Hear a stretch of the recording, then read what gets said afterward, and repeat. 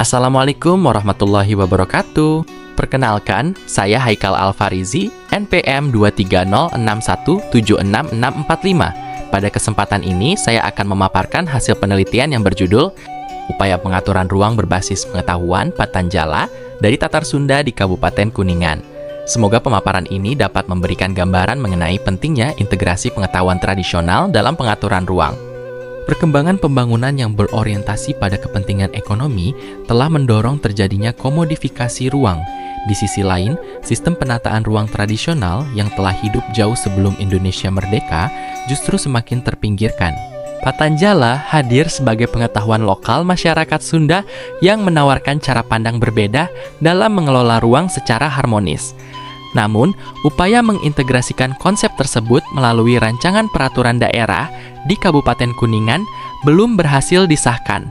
Penelitian ini berfokus pada dua pertanyaan utama. Pertama, bagaimana konsep dan prinsip pengetahuan Patanjala dalam mengatur ruang. Kedua, bagaimana implementasi konsep tersebut ke dalam rancangan peraturan daerah di Kabupaten Kuningan.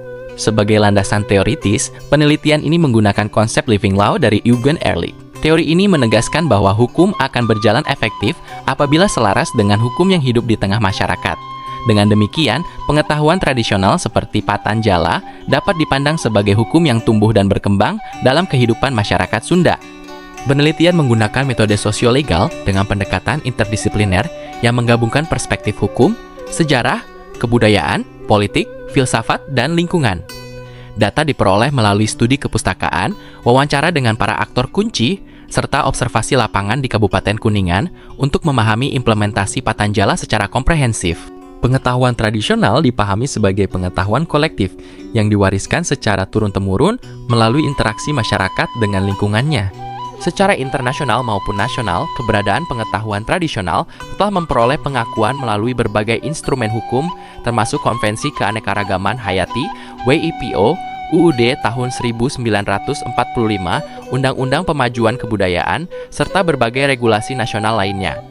Merupakan pengetahuan holistik yang memandang manusia, alam, dan kehidupan sebagai satu kesatuan yang tidak dapat dipisahkan.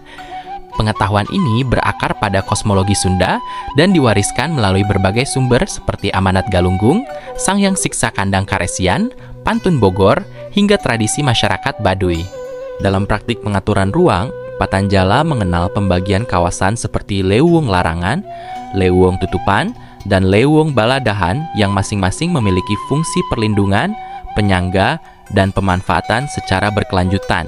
Konsep Patanjala tidak hanya mengatur pembagian ruang, tetapi juga membangun etika ekologis melalui hubungan antara ruang, waktu, dan perilaku manusia.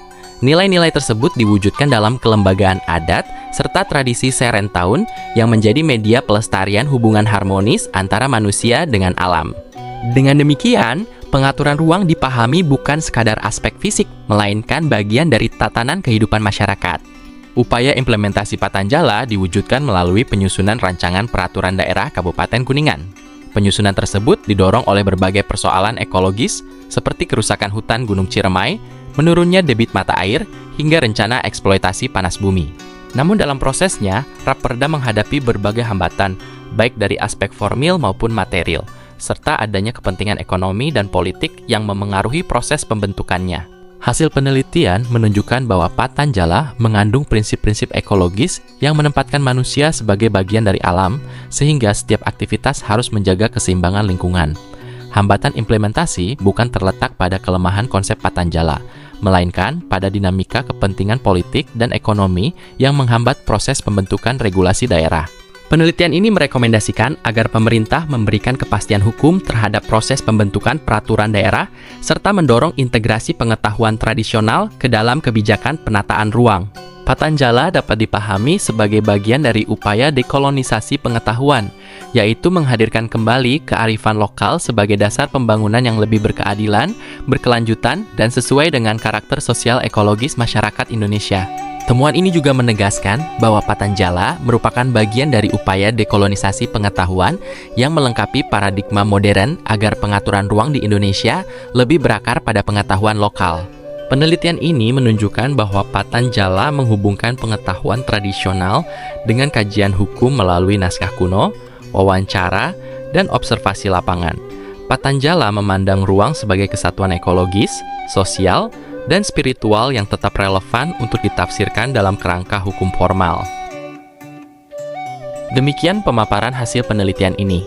Semoga penelitian mengenai pengaturan ruang berbasis pengetahuan Patanjala dapat memberikan kontribusi bagi pengembangan hukum, pelestarian pengetahuan tradisional, dan pembangunan yang berkelanjutan.